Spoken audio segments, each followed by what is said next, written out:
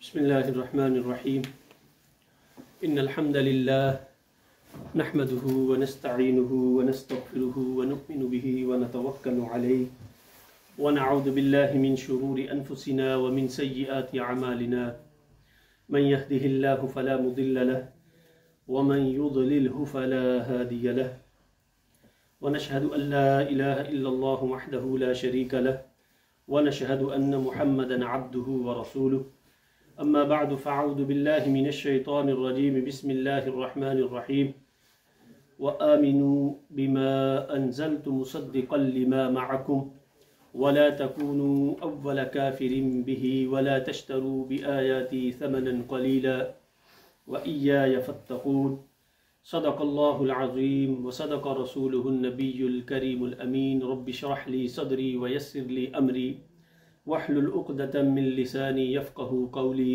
इन्नल्लाह व मलाइकतहू युसल्लूना अलन नबी या अय्युहल्लज़ीना आमनू सल्लू अलैहि व सल्लिमू तस्लीमा अल्लाहुम्मा सल्लि अला सय्यिदिना मुहम्मदिन व अला आलि सय्यिदिना व मौलाना मुहम्मदिन व बारिक व सल्लिम व सल्लि अलैहि अस्सलातु वस्सलामु अलैका या सय्यदी या रसूलल्लाह व अला आलिका व अस्हाबिका व सल्लम अलैका या शफ़ीअल मुज़निबीन। सामीन ज़ी वक़ार, आज की हमारी जुमअतुल मुबारक की इस नशिस्त में सूरह बकरा की आया मुबारका नंबर 41 हमारी गुफ्तगू का उन्वान है। इस आया मुबारका में अल्लाह रब्बुल इज़्ज़त इरशाद फरमाते हैं व आमिनू बिमा अंज़लतु मुसद्दिक़न लिमा मअकुम, और ईमान लाओ उस किताब पर बिमा अंज़लतु मुसद्दिक़न लिमा मअकुम। अल्लाह फरमाता है जो मैंने नाजिल की है मुसद्दिक़न लिमा मअकुम, उस किताब की खूबी ये है कि वो सच्चा साबित करने वाली है, वो दलील है लिमा मअकुम, जो कुछ तुम्हारे पास है उसको वो सच साबित करने वाली है। वला तकूनू अव्वल काफिरिन बिह, और तुम ईमान न लाकर उन लोगों में शामिल न हो जाओ। वला तकूनू अव्वल काफिरिन बिह, और न बन जाओ तुम सबसे पहले उसका इनकार करने वाले। इनकार करने वालों में पहल न करो तुम। वला तश्तरू बि आयाती समनन कलीला, और जो अहकामात इलाहिया हैं, जो अल्लाह ने इस किताब के ज़रिए तुम्हें अहकामात अता किए हैं, वला तश्तरू बि आयाती समनन कलीला, और ना खरीदो तुम मेरी आयात के इवज़ थोड़ी सी कीमत। व इय्याय फरहबून, और तुम मुझसे डरो। इससे कबल की जो आया मुबारका है उसमें अल्लाह रब्बुल इज़्ज़त ने एक अहद को पूरा करने का हुक्म दिया। व औफू बिअहदी ऊफी बिअहदिकुम, मेरे साथ किया गया वादा पूरा करो, मैं तुम्हारे साथ किया गया वादा पूरा करूंगा। और अब वो वादा क्या था? इस आया मुबारका में अल्लाह रब्बुल इज़्ज़त उस वादे की तफसील बयान फरमा रहा है कि वो किस चीज का वादा था जो अल्लाह के साथ तुमने किया। इसमें पहले सिर्फ हुक्म दिया, अब की आया मुबारका में अल्लाह रब्बुल इज़्ज़त उस वादे की तफसील को बयान फरमा रहा है। और उसमें सबसे जो पहली चीज अल्लाह रब्बुल इज़्ज़त ने बयान की उस वादे को पूरा करने की, कि पहले कहा वादा जो किया था उसको पूरा करो, और अब उसकी तफसील बता रहा है। और तफसील में सबसे पहले अल्लाह रब्बुल इज़्ज़त ने जिस चीज को रखा, जो सबसे मुकद्दम चीज है, वो ईमान है। कि ईमान ले आओ। व आमिनू, के बुनियाद, हर तरह के अकीदे की बुनियाद जो है वो उसका ईमान होता है। और अल्लाह के यहां सुरखरू होने के लिए जो मजबूत तरीन चीज है वो ये है अल्लाह की जात और उसके रसूल पे ईमान कामिल ले आना। जब ईमान कामिल ले आओगे फिर सारी नेकियां काउंट होगी, फिर सारी नेकियां गिनी जाएंगी। और इस आया मुबारका में भी अल्लाह रब्बुल इज़्ज़त ने जो सबसे मुकद्दम चीज रखी वो क्या रखी? व आमीनू, ईमान लाना। ईमान को अल्लाह रब्बुल इज़्ज़त ने सबसे पहले रखा। और पहले जिक्र हुआ, और दूसरे पहले अल्लाह रब्बुल इज्जत ने इजमालन नेमत इलाही को याद करने का हुक्म दिया। अल्लाह रब्बुल इज्जत ने यह बताया कि याद करो मैंने तुमसे एक वादा किया था। इजमालन अल्लाह रब्बुल इज्जत ने जिक्र किया, एक वादे की अल्लाह ने याद दिलाई। अब अल्लाह रब्बुल इज्जत उस वादे की तफसील इसमें बयान फरमा रहा है। और इस आया मुबारका का शान नजूल ये है कि काब बिन अशरफ और दूसरे रुआसा जो यहूद से जिनका ताल्लुक था, और दूसरे रुआसा और उलमाए यहूद के हक में ये आया मुबारका ना, काब बिन अशरफ दूसरे रुआसा और उलमाए यहूद के हक में ये आया मुबारका नाजिल हुई, जो अपनी कौम के जाहिलों से रुपया वसूल करते थे। उनकी पैदावार में अपने हिस्से उन्होंने मुकर्रर किए हुए थे।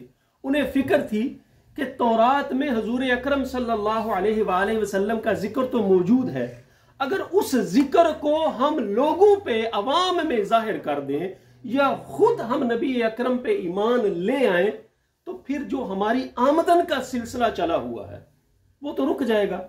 उस पे अल्लाह रब्बुल इज्जत वला तश्तरू बिआयाती समनन कलीला को जो अहकामात इलाहियां हैं छोटी छोटी कीमतों के इवज तुम उसे फरोख्त ना करो। वो पिछले जुमातुल मुबारक में मैंने आया पढ़ी थी ना कि अल्लाह रब्बुल इज्जत ने फरमाया इल्ला मन अतल्लाह यौमा ला यनफउ मालु वला बनून, माल और बेटे तुम्हें किसी काम के नहीं।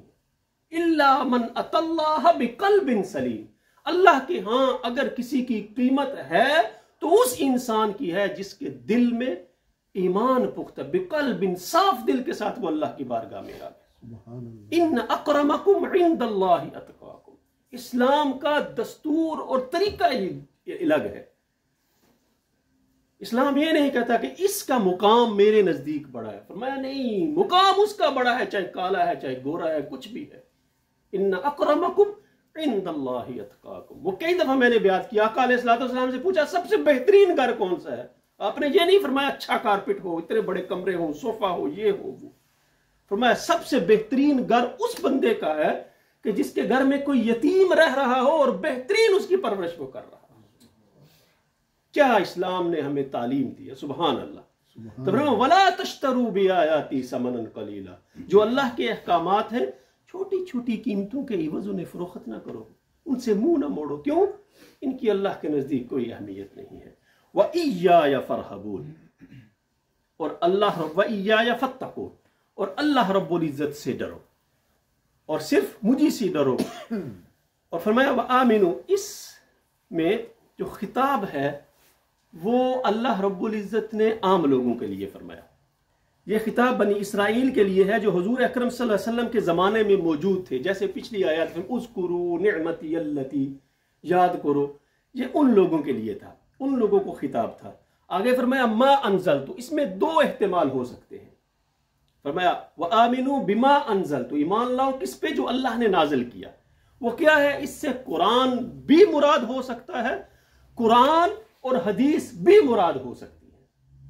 अब फर्क यह है कि कुरान के जो अल्फाज हैं वो अल्फाज भी अल्लाह रब्बुल इज्जत की जात की तरफ से हैं और उसके मानी भी अल्लाह रब्बुल इज्जत की जात की तरफ से। यानी कुरान को पूछते कुरान क्या चीज है, मतलब वो किताब है कि जिसके अल्फाज और जिसके मानी अल्लाह रब्बुल इज्जत की जात की तरफ से हैं।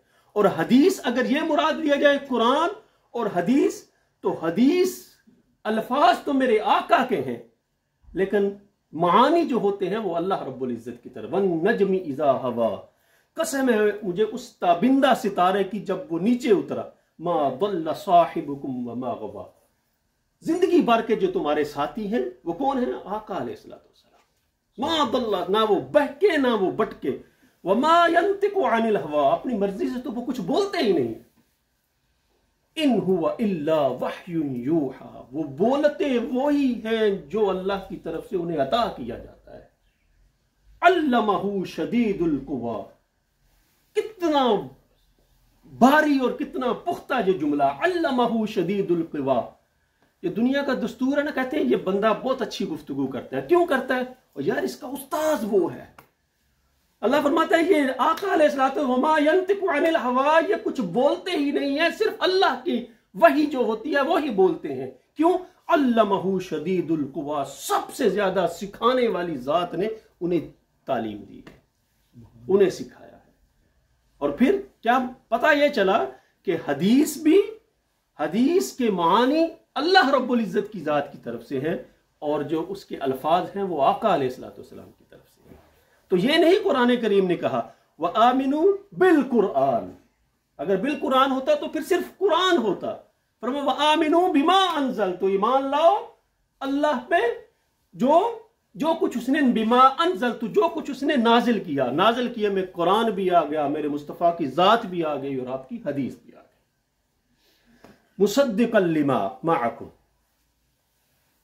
और जो तस्दीक करने वाली है, जो सच्चा साबित करने वाली है, जो दलील है इस बात की जो कुछ तुम्हारे पास है। सारी गुफ्तगू आदि रह गई वक्त की किल्लत, लेकिन ये बात मैं आखिरी करता हूं।